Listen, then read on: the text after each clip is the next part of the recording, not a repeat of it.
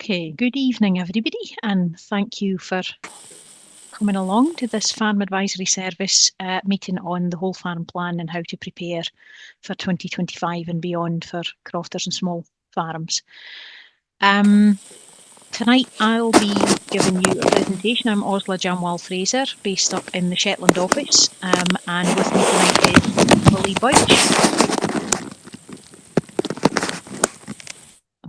Willie Budge from our Thurso office. And he will be keeping an eye on the chat and helping answer questions and whatnot. If I could ask you all at the beginning of the meeting, just to keep yourself on mute,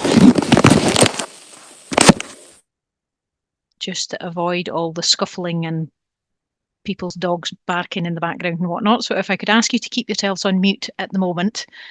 And if you've got questions coming up through the presentation, if you could pop them in the chat for the time being, and then after the presentation, we'll deal with some of the questions that you've maybe popped in the chat, and we'll also open the floor to questions if you want to ask them. If you can either raise your hand or jump in with a question.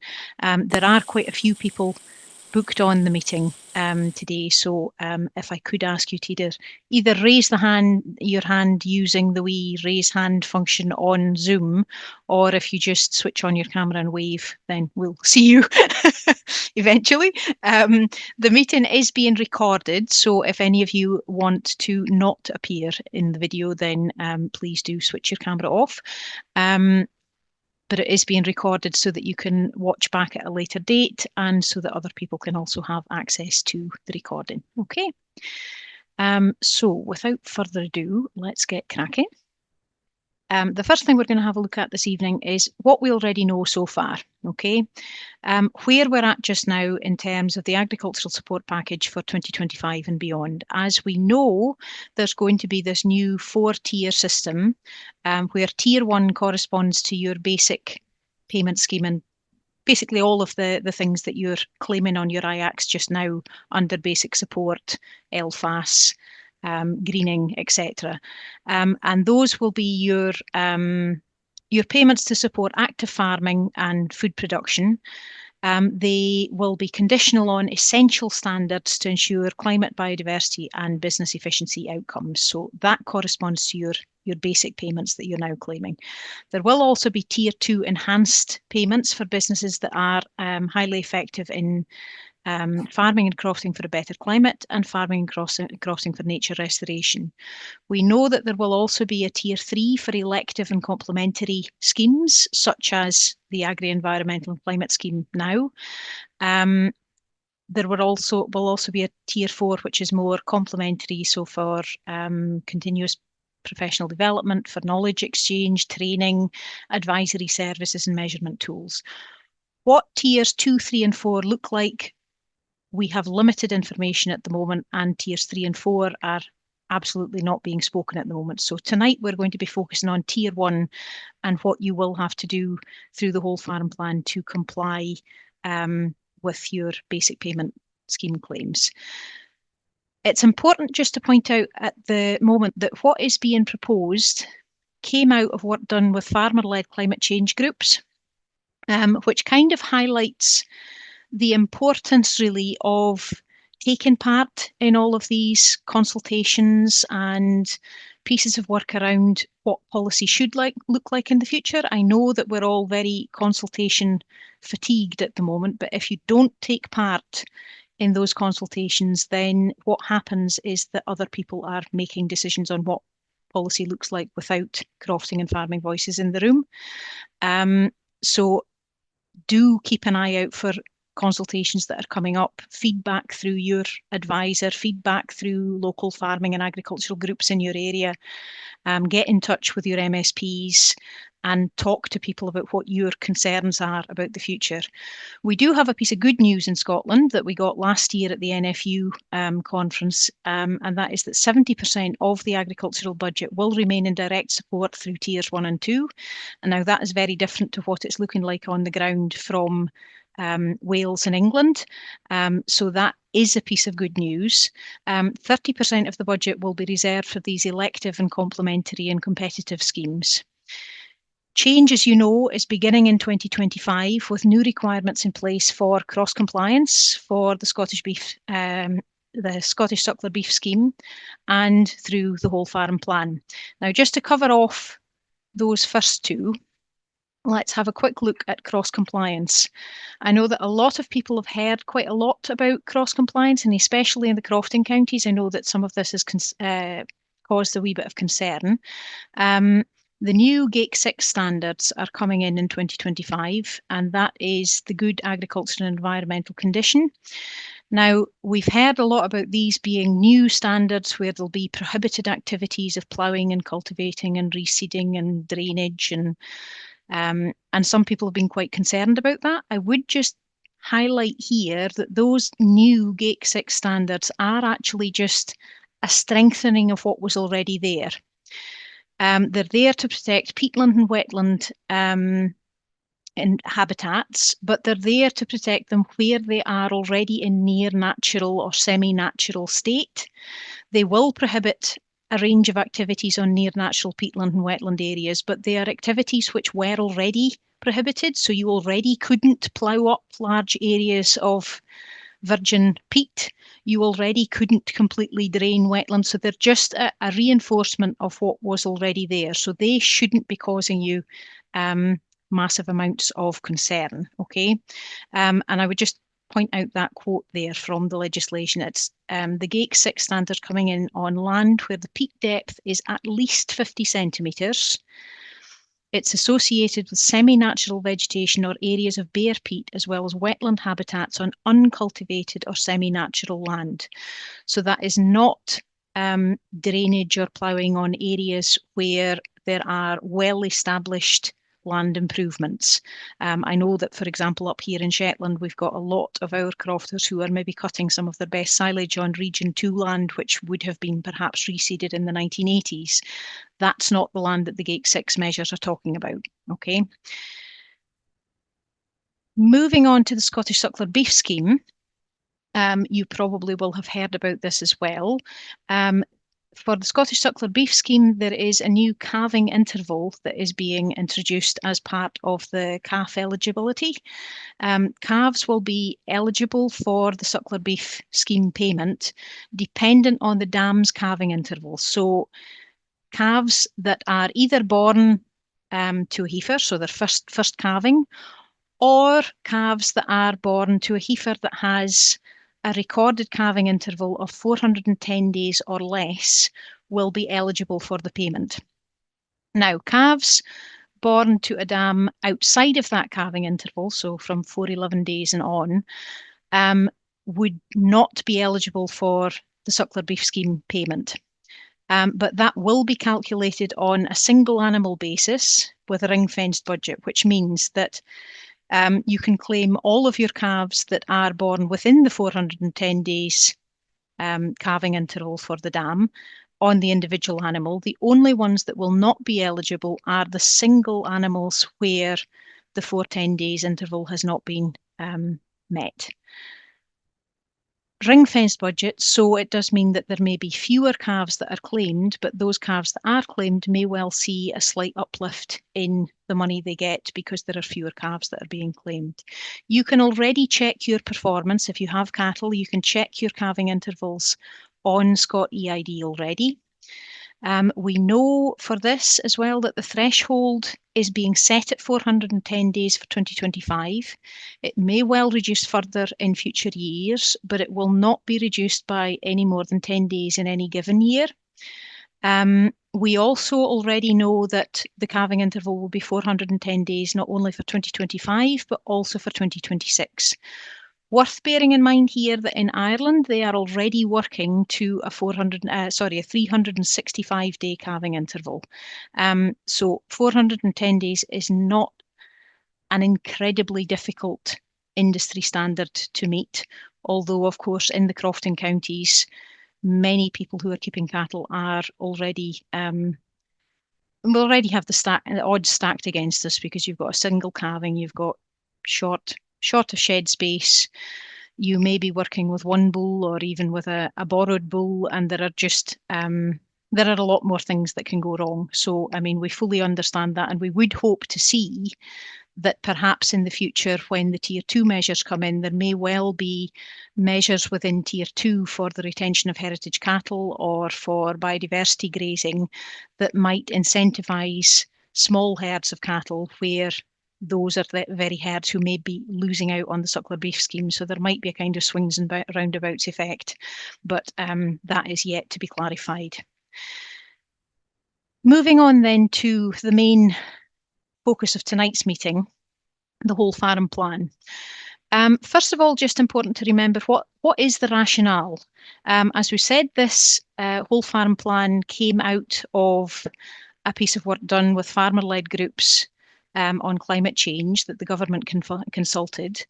And all of them said that they needed more planning, more of a holistic approach to farming. And in the letter that you all would have got kind of mid-July from ARPID, the statement was, the more you understand about the farmer croft, the more productive and profitable your business can be, and the more you can contribute to Scotland's climate, biodiversity and emissions targets. This is the foundation of the whole farm plan. So it is generally aimed at getting you to look at your business from a very holistic point of view and looking at production, looking at efficiencies, looking also at the social and environmental outcomes that you're aiming at. If you're claiming BPS from 2025 onwards, you will need to fulfil the whole farm plan requirements, okay? And while we can say at the moment that for 2025, there will be no penalties for not having done 2 of the 5 elements of the whole farm plan, there would just be a warning letter this year. It's really important that people don't rest on their laurels on it. By 2028, you will need to have done all of the elements that are relevant to you. Now, for some of you, that may be 3 elements. For some of you, it may be 4. For some of you, it may be all 5. And we'll look at exactly who has to do what and when in a wee moment. But you will have to have those things all in place by 2028. And 2028 is not that far away. So it would be politic to start preparing now for what's coming to us that we know is coming. Also because some of the things that we're going to look at tonight are entry-level requirements now, but we know that they may well ramp up in the future. So it'd be a good idea to get ahead of the curve and really do as much as you can now so that you're ready for compliance measures as they change and evolve. The whole farm plan is really a bit of a misnomer. It applies to all crofts and farms, regardless of size, as we've said, but it is not a single plan. It is made up of 5 different audits and plans: the Animal Health and Welfare Plan, the Integrated Pest Management Plan, a biodiversity audit, a carbon audit, and soil analysis. As it was said in the letter that you received in July, you will need to have 2 elements in place by May 2025, so in place by the time you do your IACs next spring, and all applicable elements in place by the 15th of May 2028. So let's have a quick look now at an overview of who needs to do what and how often. Sorry, I've skipped on a slide. There we go. Right. Who does what and how often? Everyone will have to do a biodiversity audit, and that will be up for review once every 5 years, is what we know at the moment.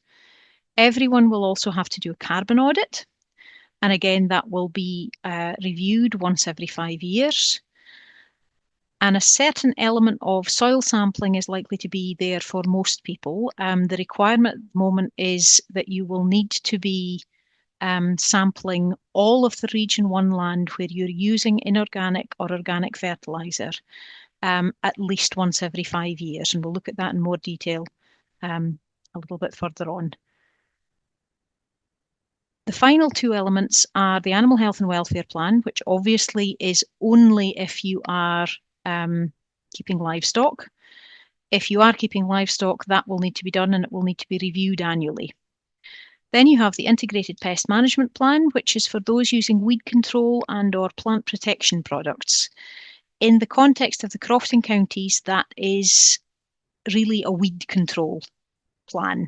And that again will be reviewed annually, but it's only obligatory for those who are using sprays or chemical products on their property. Again, we'll have a look at that in a bit more detail in a wee while. Let's start getting into a little bit more of the detail, and we'll start with the Animal Health and Welfare Plan. What is it and how do you comply with this? It is, as we've said, the Animal Health and Welfare Plan just for livestock keepers. So if you don't have livestock, you can't do an Animal Health and Welfare Plan.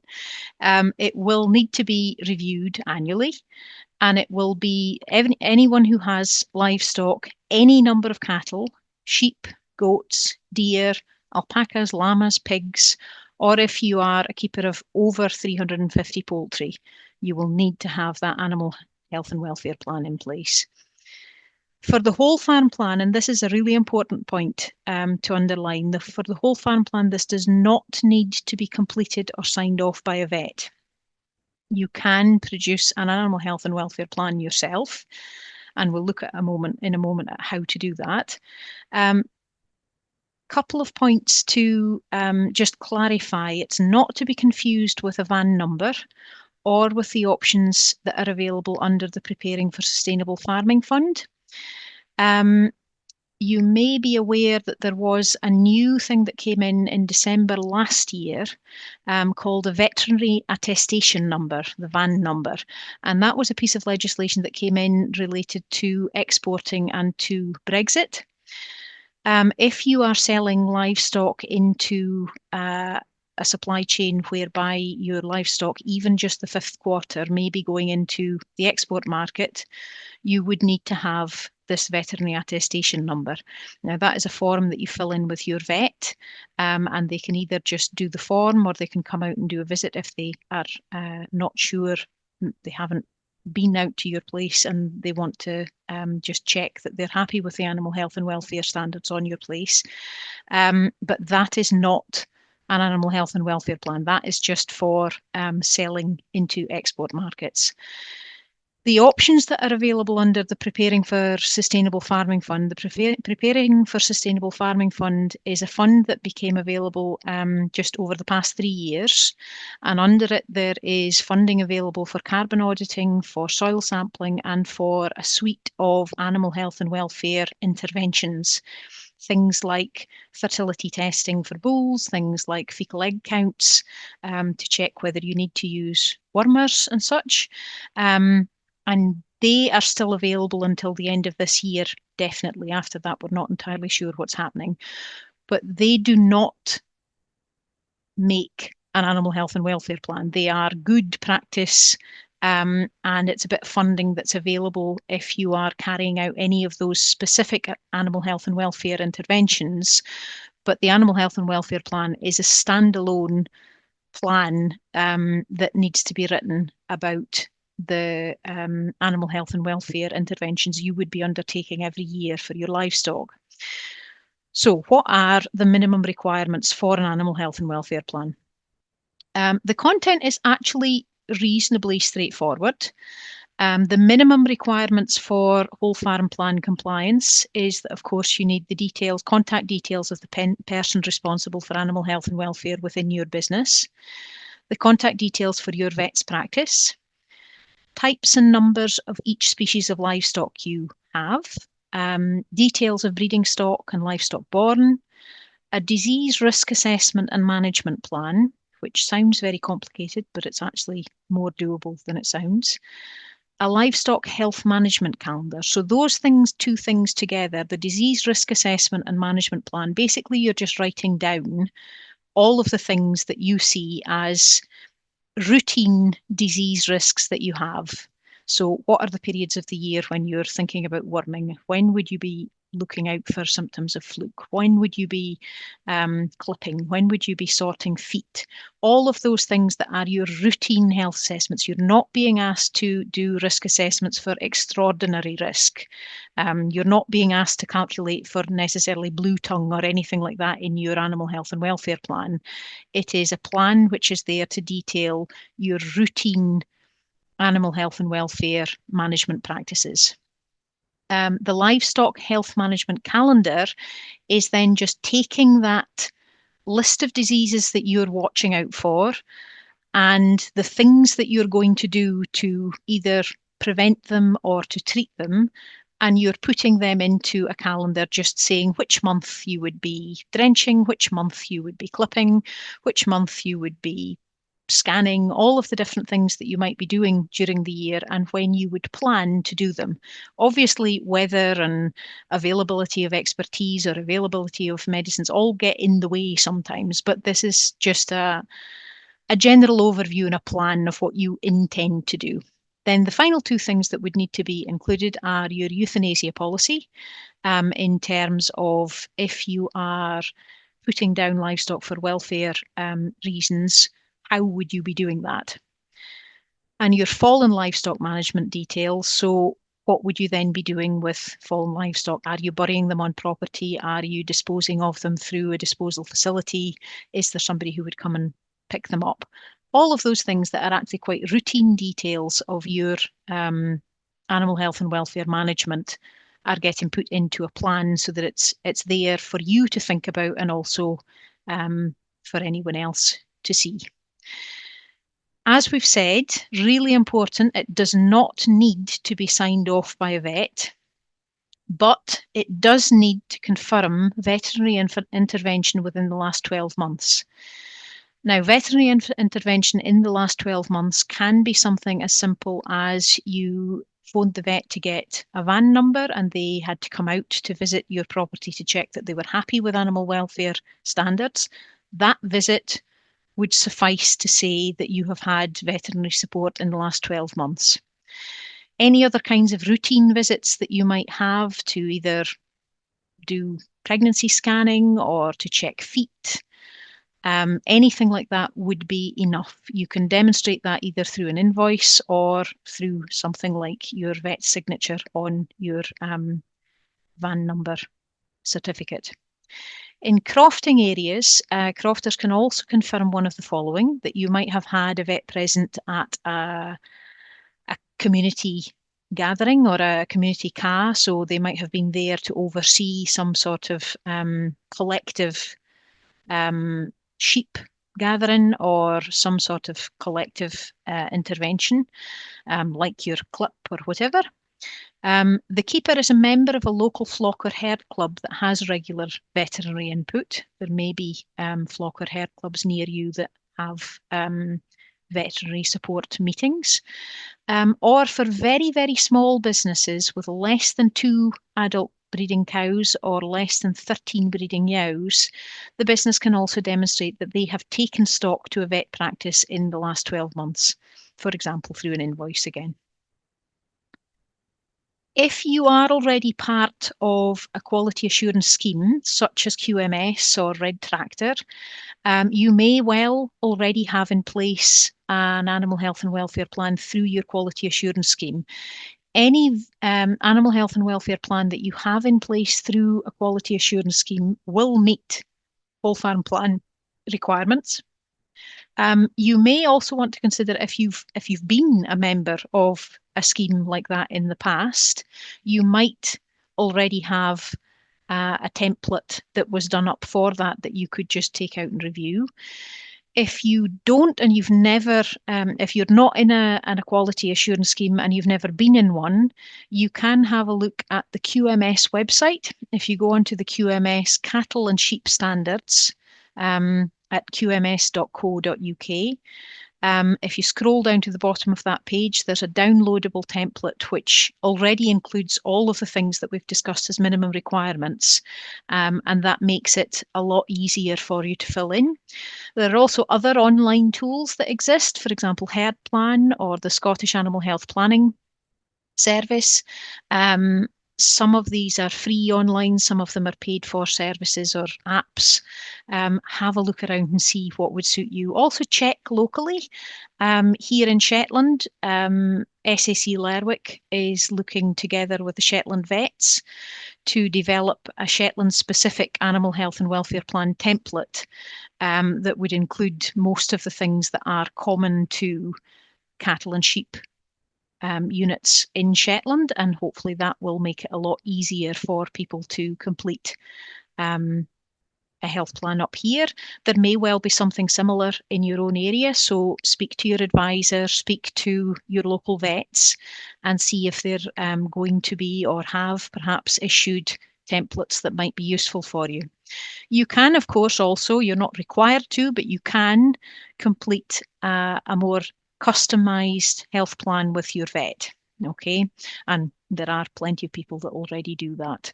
And it obviously has a lot of benefits to it, just taking that time annually to sit down with your vet and talk about what kinds of animal health and welfare interventions you may be carrying out. The first time you do an animal health and welfare plan, it might take a wee bit of time, but remember that it is your routine illnesses and interventions that you're looking at. So when you review that annually, it should be something that you are reviewing and just checking if there are any sort of updates to the treatments that you might use, or if there are any regulatory changes, but it should be a lot more straightforward when you're reviewing it and moving forward. So it's the first time really that is the challenge, but there's lots of help and support out there to complete it. Moving on then to the Integrated Pest Management Plan, which is the one which is a plan detailing your use of plant protection and or weed control products and techniques. Now, weed control products and techniques, so any chemical usage on your property, you are going to need to do this, okay? Whether that is spraying with a knapsack sprayer or whole field treatments, or whether you're using a weed wiper on your own property, you will need to carry that out. If instead you're not spraying, you don't need to do this. It is a plan which just talks about if, how, and when you use chemical products, how you evaluate which techniques or products to use, how you minimize associated risks, both in terms of health and safety and in terms of waterways and pollution that you might be causing, who is using them and are they qualified to do so? And the whole plan just kind of demonstrates a best practice awareness.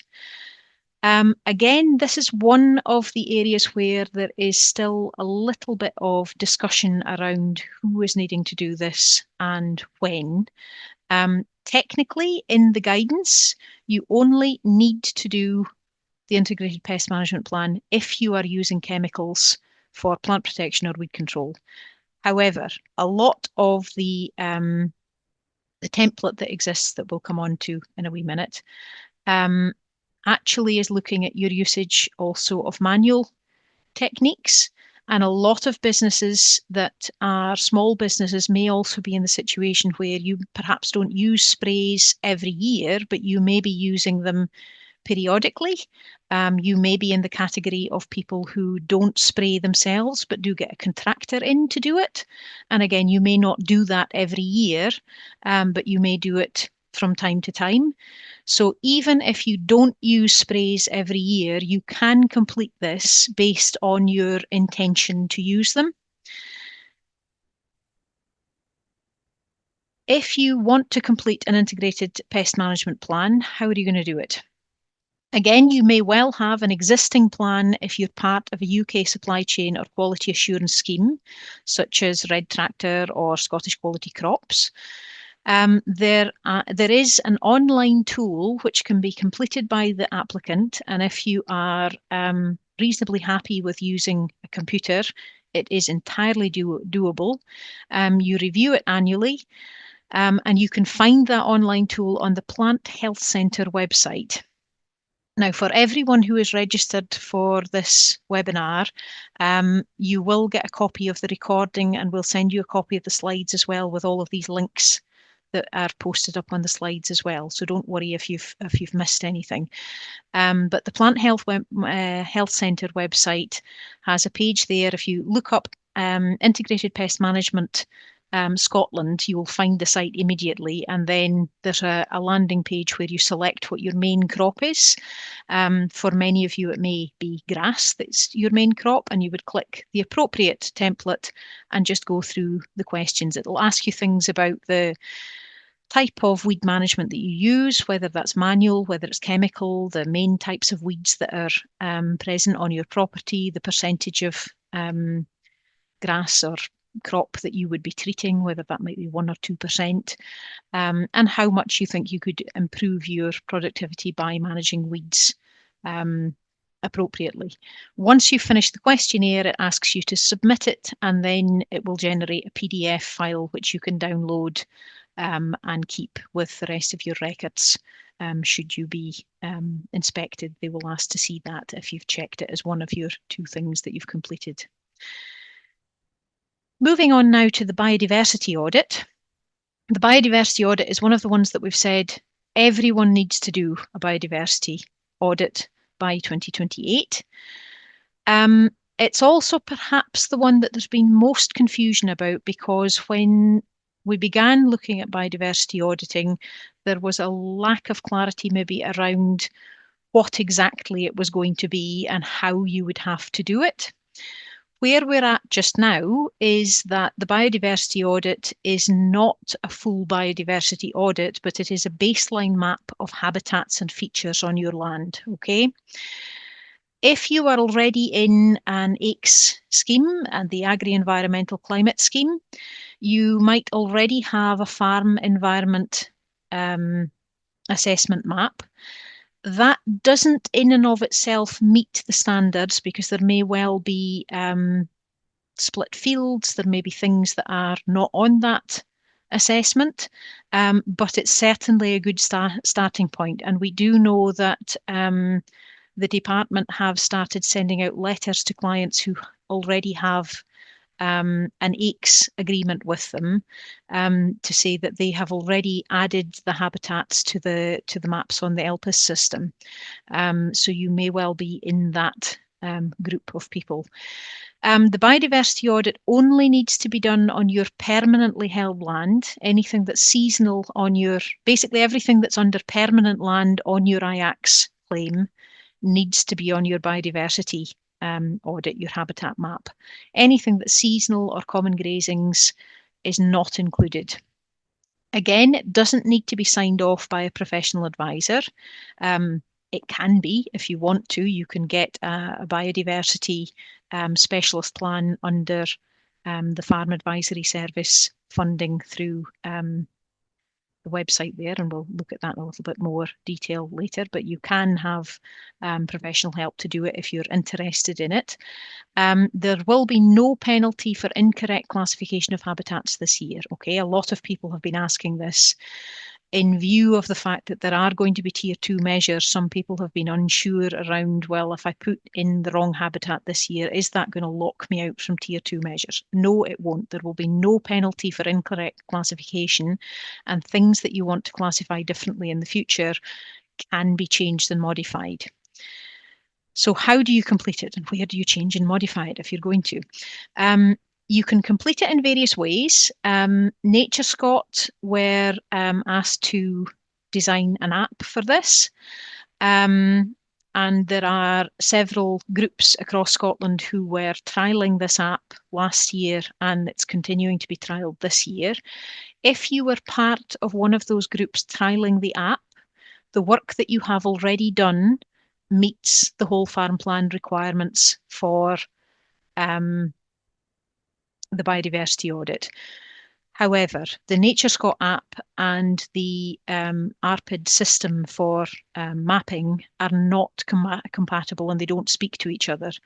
So in order to get your NatureScot app maps onto the ARPID system, you will need to download them from the NatureScot system and then upload them onto the Rural Payments and Services website. You can also complete the habitat map directly on the ELPIS system on Rural Payments and Services. If you do your own IACS, you will have access to your maps through your Rural Payments and Services online account. And in there is a habitat layer. You can edit the habitats on your maps, and that allows you to go in and select which habitats you have.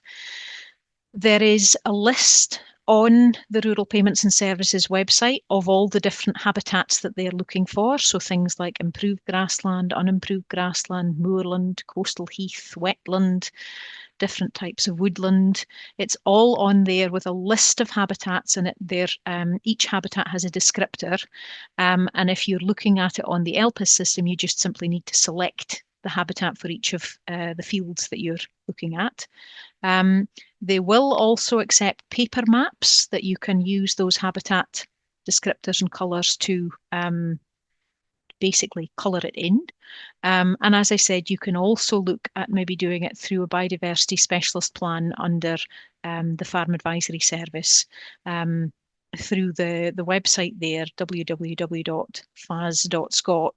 If you go on there and have a look for specialist plans or one-to-one support, there's a whole range of different specialist plans that are available to give you funded support to get something that's a little bit more in-depth with an advisor who'll support you one-to-one.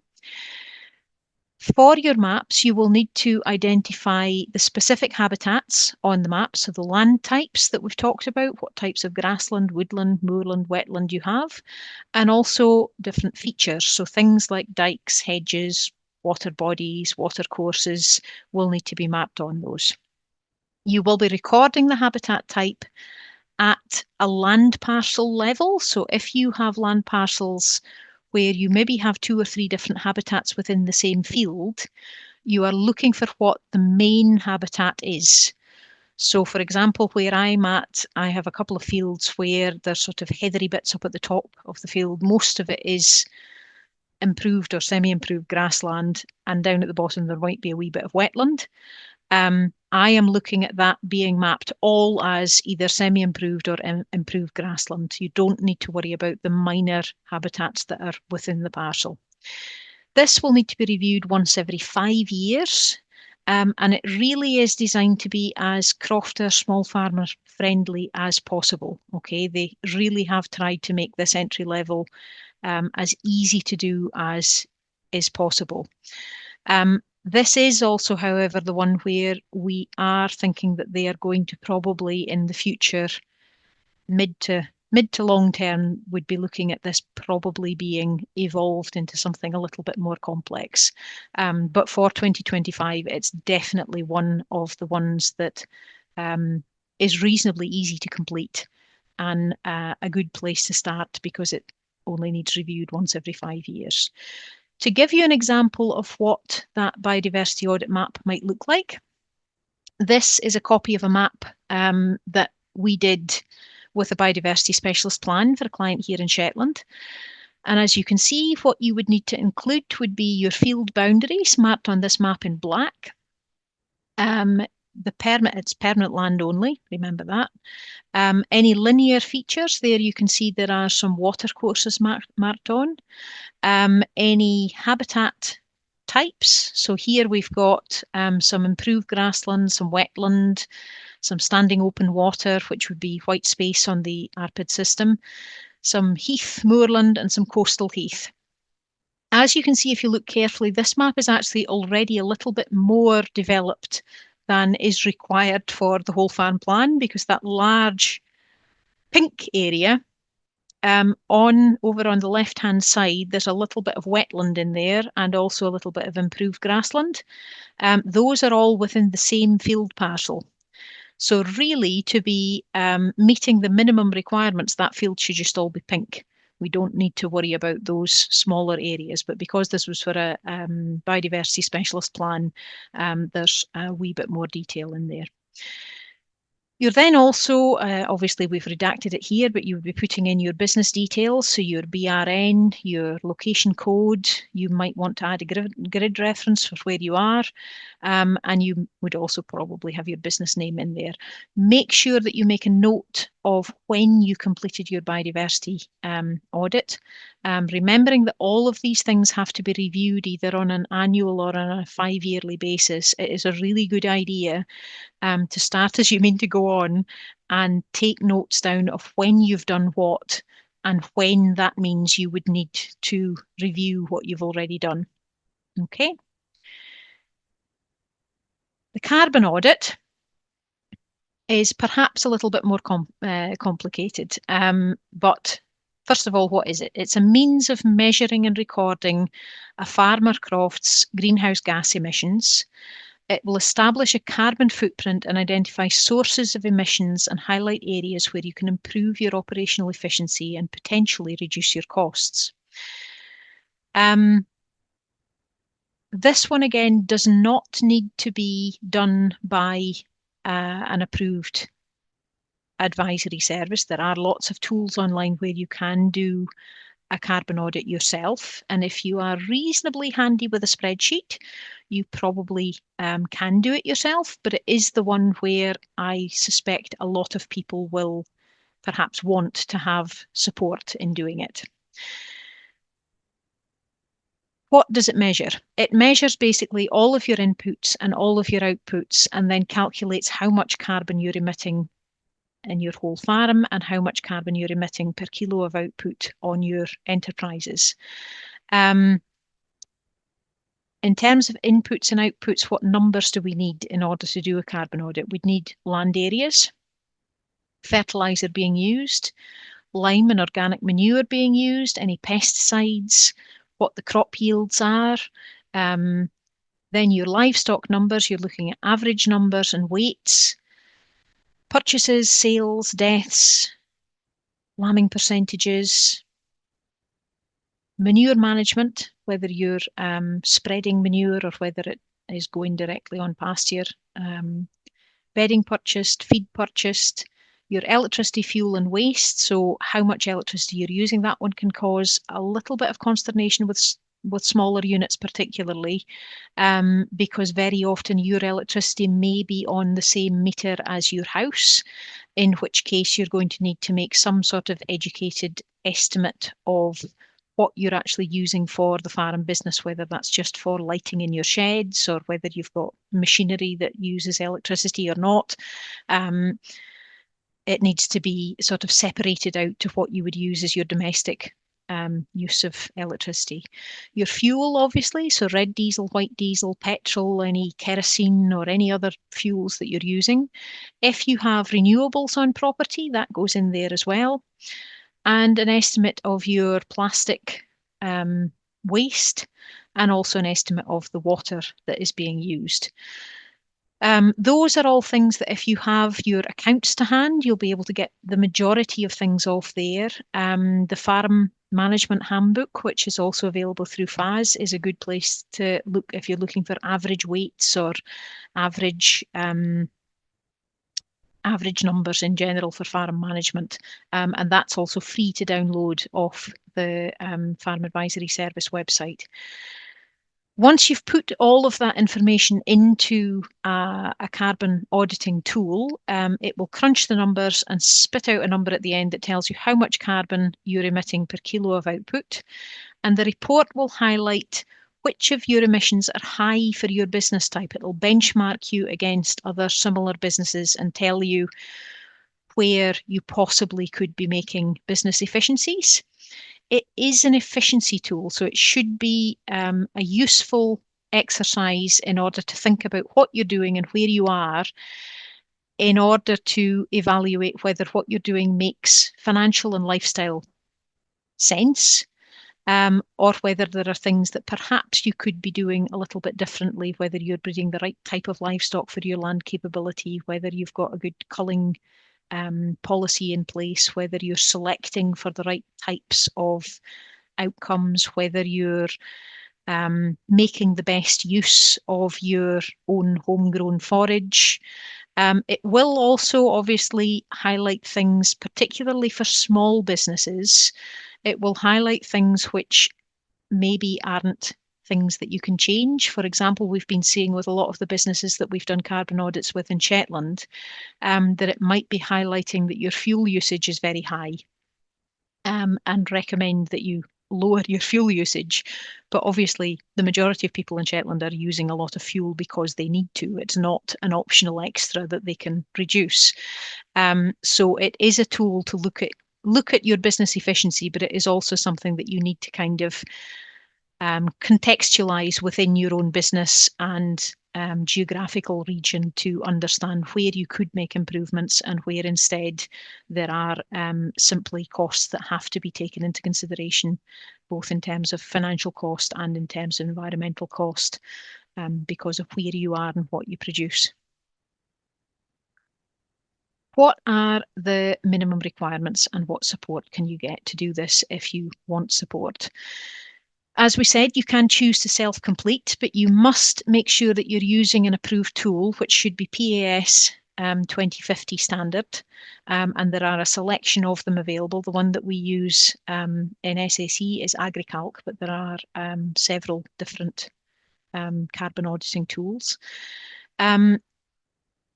If you self-complete, you must have also suitable mitigations recommendations. A lot of the tools that you can use will automatically generate mitigations recommendations, or you can use other educational sources to generate your own mitigations recommendations. If instead you choose to do a carbon audit using an advisor, the advisor should provide you with a slightly more extensive and more customized report on what mitigations you could be using, what things you could be changing in order to make your business more efficient and more environmentally efficient. Important to underline there that the carbon audit is a really blunt tool and it is an efficiency tool. It doesn't take into consideration a lot of the biodiversity outcomes that Crofts and Small Farms will be delivering on, okay? Again, make sure that you take a note of the tool that you used, the date that you completed on, and keep a copy of the full audit. In case you are inspected, you would need to show your carbon audit if you've used that as one of your two that you're doing for next year. The support that you can get, you may again already have one in place if you're part of UK supply chain contract. Okay, anybody who's selling through some of the larger multiples may already have the requirement to be carbon audited. Oops, sorry. There's currently, again, this is a question that a lot of people are asking. There's currently no obligation to implement mitigation recommendations. We may well see that coming in the future, but at the moment it is just an exercise to make people think about if there are efficiencies they could be making, if they could be managing the business differently to make it more efficient or to make it more sustainable. But there is no obligation for you to go through that mitigations report and implement every single thing. Funding is available currently through PSF and through the Farm Advisory Service for carbon audits. The Farm Advisory Service carbon auditing funding is currently paused because there's such a high demand for it. But until the end of the year, if you are getting your carbon audit completed with an advisor and it is completed to PAS 2050 standards and verified by an FBAS accredited advisor who provides you with a mitigations report, you can claim back up to £500 on an initial carbon audit. And that's a little bit of information about it there. That funding is available until December, the end of December 2024. There is no application as such for that fund, but a straightforward claim back process. So you get your carbon audit done, you pay the invoice, and then you can claim back £500 on a first audit. The audit must be complete by the 31st of December 2024, and you can claim it back until the 28th of February 2025. The problem with that one is that at the moment, because there's such a high demand on it, it's questionable whether advisors will be able to get through the amount of work that is there before the end of December 2024. But it might be worth contacting your local advisors just to see what their capacity is to do that for you.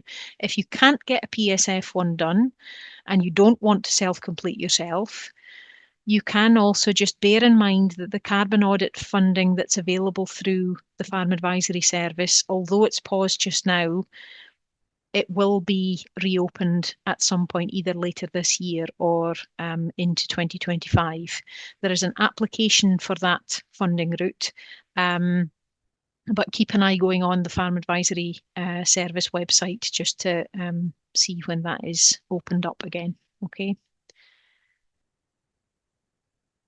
Existing carbon audits must be done to the PAS 2050 standard, and they must, in order to count for your 2025 IACs, they must still be valid on the 15th of May 2025. So they shouldn't be older than 5 years or 3 years if they're done under the PSF scheme.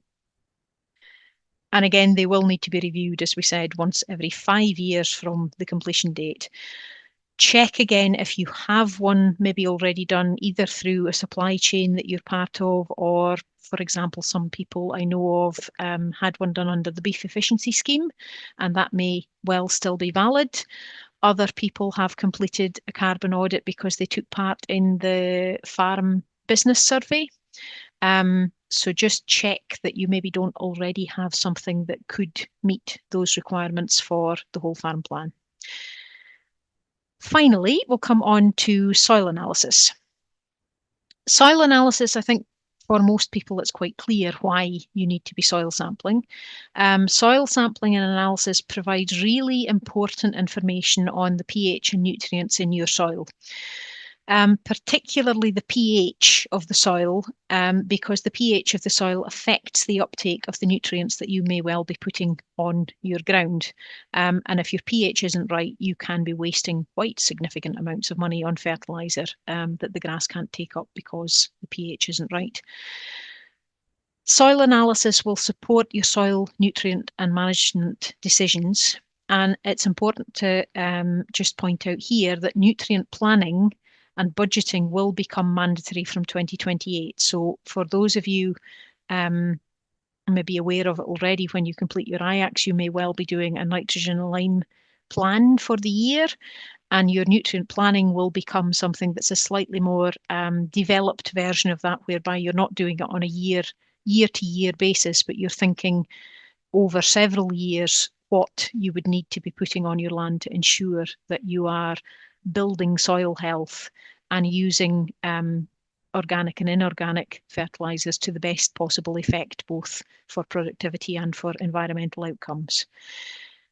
What do you need to sample? As we said right back at the beginning, what you need to sample under the new guidance is all permanently managed Region 1 land where organic or inorganic fertiliser is being used.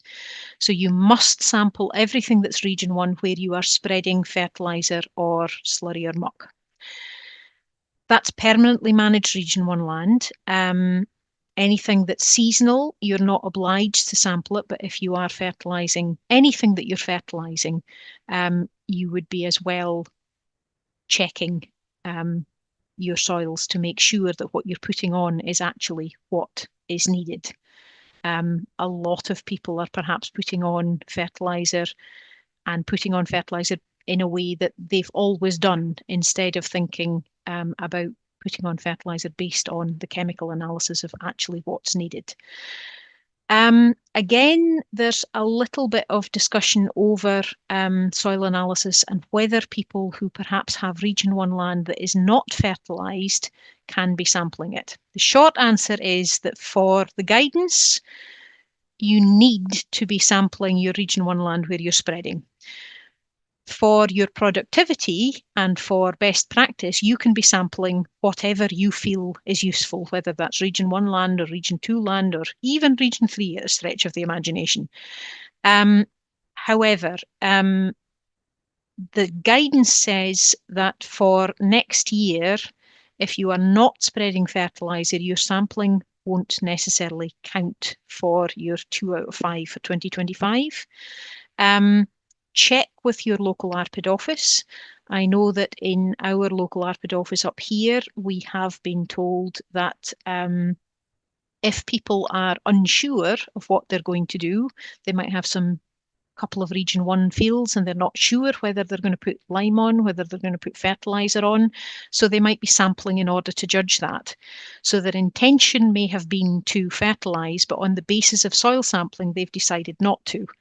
And we have been told that the office would be encouraging, the department would be encouraging of people doing soil sampling that actually leads to concrete decision making in their land management. So they wouldn't be discouraging that. Clients can, of course, take samples themselves, and we'll have a look at that in a moment. One of the things that is quite important to highlight here is that anybody who is perhaps classed as a slipper farmer, whether that's on a larger scale or whether that is somebody who's perhaps claiming under alternative practices on their IACS, if you have permanent land that you're claiming on an IACS and it's being fertilised, you need to be sampling it. The results for your soil analysis must include the pH, your P, your K, so your phosphorus and your potash, and your soil carbon, which is can be done on a loss on ignition or a Dumas test. If your soil carbon wasn't included, if you've had soil samples and analysis done prior to July 2024, if it doesn't include the soil carbon, those results will still be accepted, but anything done after July 2024 must have the soil carbon on it as well. So just check with whatever lab you're using that they are going to actually include that on there as well. When to sample? Any time of year. Lots of people tend to sort of want to wait until spring when they're thinking about what fertilizer to buy in. But in my experience, that often means that they get the soil sample, the soil analysis back when it's slightly too late to be making the decision about what fertilizer they're ordering. So now is as good a time as any to get that sampling analysis done. Avoid sampling within 2 years of applying lime, if you possibly can. Avoid sampling within 2 months of fertilizer or manure. The recommendation is to review those analyses once every 5 years. Obviously, if you are fertilizing or liming for something specific, you may want to do it more often than that. But the minimum requirement would be to review your analysis once every 5 years. If you're taking soil samples, how do you take the samples yourself? Relatively easy practice. You need a clean bucket, a trowel, a spade, if you have one, an auger, or some people use a big drill bit, and preferably a nice day to go and do it. You're taking about 12 to 15 cores per acre. So if you have a look at the diagram there, if you want to sample from a field, you would walk the field in a kind of a zigzag. And per acre, you're going to try and take 12 to 15 little samples and put them into your bucket as you go. Remove any roots, vegetation, debris as you go. And you're trying to get a representative sample of the whole field, but obviously avoid anywhere that might unduly influence the sample results. So anywhere where you might have had lime stored, anywhere where there's been a feed trough or a water trough, gates, field margins that may never have got fertilised, anything that might throw the analysis off, avoid those areas.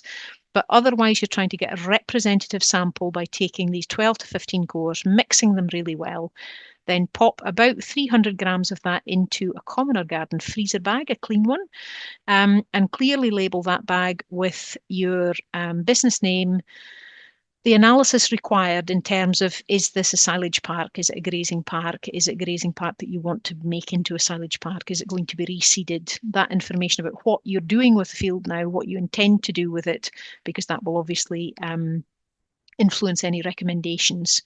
And a field identifier. And by field identifier, I would say the field name that you use, okay? So if you call it your silage park, or you call it the hen house park, or Annie's park, or whatever it's called, I would write that on the bag, because that's really helpful when you come to looking back at soil analysis in 5 years or 10 years, because then you know exactly where you're at. Don't use your HU numbers, because if you, or your land parcel identifiers on your IACs, don't use them, because if you use them and you get a land inspection and there's a piece of fencing that's changed, all those numbers may change because they are simply a grid reference from near the centre of the park. Okay. Also, don't do things like labeling them field 1, field 2, field 3, because you will not remember what they were when you're looking back at it in 10 years' time. Okay. So just write on it what you would actually, the name that you would use. Once you've got that, you can submit it to a lab, either directly yourself, you can drop it off with your advisor. I think Harborough also process soil samples, but just check whatever lab services you're using for those analysis that you do have the analysis results that we need for the minimum requirements for the whole farm plan. Okay. Again, there is funding currently available through the PSF fund, the Preparing for Sustainable Farming Fund. In order to access it, you must have a valid carbon audit in place to claim it, which must have been done for the PSF in the last 3 years prior to sampling, or in the same calendar year. So you can do soil sampling and then do a carbon audit and claim the whole lot back, as long as you can get it all done by the end of this year and claim it back by the 28th of February 2025. The allowance that you can get for soil sampling depends on the amount of Region 1 land that you claim on your IACs. If you're claiming over 50 hectares of Region 1 land on your 2024 single application form, the calculation would be for 20% of your Region 1 land claimed at £30 per hectare. So, for example, if you had 100 hectares claimed on your IACs, you would be able to claim for 20 hectares at £30 per hectare, which comes out at £600. The recommendation being that you would sample 20% of your Region 1 land once every 5 years. So you would have your sampling on a kind of rolling 5-year cycle. Instead, if you have less than 50 hectares of Region 1 on your IACs, there's a maximum £300 allowance for soil sampling, okay, based on actual costs. So if you have 2 or 3 Region 1 fields that you fertilise, I would be tempted to say sample them all now and then review them again in 5 years' time. Soil sampling, even if you can't access the PSF fund, is not massively expensive to do. About £30 should be about what you're paying per sample. And here they're calculating it as £30 per hectare for those claiming more than 50 hectares of Region 1. But that doesn't mean that you have to have a sample per hectare. You're doing a representative sample of your management parcel. So only if you've got very, very large management parcels of over 4 hectares that you might want to be taking multiple samples per field. For a lot of you would be looking at taking 1 sample per field, and that may be 1.7, or it may be 2.6, or it may be a larger management parcel. Okay. Also important to note there that if you have fields where you perhaps have an area of silage in one area of the field and the rest of it is more semi-improved grassland, you'd need to be sampling those parts of the field separately. You need to think about it in terms of management parcel, not in terms of just field boundaries. Under the PSF fund, you would also get £4 per sample if you're taking the samples yourself. And the first time you claim on that, there's also a £250 personal development payment, just to encourage applicants to spend the time researching best practice and learning how to take soil samples, that kind of thing. As we said, the PSF is due to end at the end of December 2024. We were quite certain of that until recently. There's now discussion about the PSF fund perhaps continuing in the new year, so watch this space for that. Again, keep an eye on the Farm Advisory Service website, keep an eye on the Rural Payments and Services website, whatever farming papers you read, they will have news about it as and when those decisions are made. So, with all of that information, how are you going to decide what to do next? First of all, identify how many of the 5 are relevant to you. If you don't spray, you don't need to be doing an integrated pest management plan. You may want to, but you don't have to. If you don't use any fertilizer or organic fertilizer, inorganic or organic, you don't need to be doing soil sampling, although again, you may want to. If you don't have livestock, you can't do a livestock animal health and welfare plan. So there may be fewer of these things to do than you had initially thought. Check if you are doing any of them already. Check if you have something in place through QMS, if you've done something like a carbon audit for a beef efficiency scheme, or if you have taken part in the farm business survey. Check if you have any of them in place and if they are still valid for next year. Remember, it is possible to complete a lot of this yourself or within your family. So think about who can do what. I would say even think about this proactively as a succession planning activity. Have a look within your family, within your business, at who's got what skills, and think about which people may want to take a more active role in the business and how you can encourage that through this opportunity to start looking at the business in a slightly different way.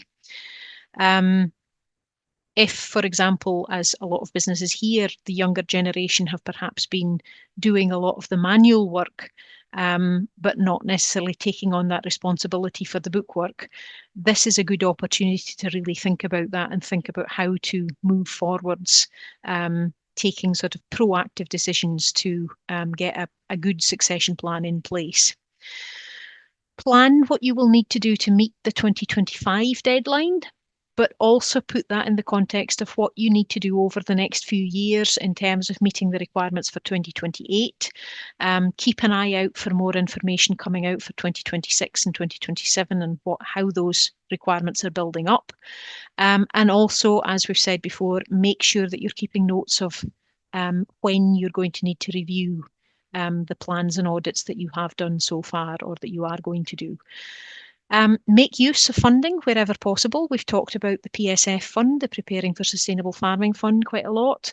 There will be Farm Advisory Service one-to-one funded support opportunities for carbon action plans, for specialist advice plans, such as the biodiversity plan, succession planning. There's a whole range of different specialist plans that are available through the Farm Advisory Service, so do have a look at that. But above all, get advice. Take action and think about this now. Don't leave it until it's too late. Don't leave it until IACS next year thinking that you'll be able to fix it in the spring, because there's such a quantity of work there to do, not just for you yourself, but for the sector as a whole, that advice and support is really going to be at a premium. So take action as soon as you possibly can. Very quickly, just a couple of real life scenarios for you. A crofter who has Region 1 land, he doesn't spread fertiliser on, but does use 2010-10 on his Region 2 silage field, has animals, uses a knapsack sprayer when necessary, has none of the elements in it of the whole farm plan in place. What should he be doing? Well, there's no right or wrong here. Really depends a little bit on him, his skills, on what he might already have in place. He might have been in the past a member of the QMS. He might have his sprayer tickets, and therefore an integrated pest management plan might be the way forward. He probably should be doing a little bit of soil sampling because he does use fertilizer, although he's not required to use analysis on his Region 2 land. But here, I would say probably he's going to be looking at maybe doing his biodiversity audit. That's probably going to be a reasonably easy one for him to do. And then it's up to him whether he wants to do an animal health and welfare plan, or if he wants perhaps to get his carbon audit done, and do some soil sampling on his Region 2 silage field while he can get funding to do it. There are various different options of what he can do. Crofter 2 has Region 1 land she spreads fertiliser on. She has animals. She gets a contractor in to do her spraying occasionally, but usually controls weeds manually. She has a carbon audit completed in 2021 and she is in QMS. So here she actually doesn't need to do anything for 2025 because she's in QMS, so she'll have an animal health and welfare plan in place through that. She has a carbon audit completed in 2021, so that will still be valid. She'll need to review it shortly, but it will still be valid. So her situation is more that she needs to think about when she's going to have to review that carbon audit, and also when she's going to get her soil sampling done, because she does need to do it, when she's going to do her integrated pest management plan, and when she's going to do her biodiversity audit and how she wants to do that, okay? So depending on your personal situation, there are going to be a variety of different things that you could do. Okay, thank you very much.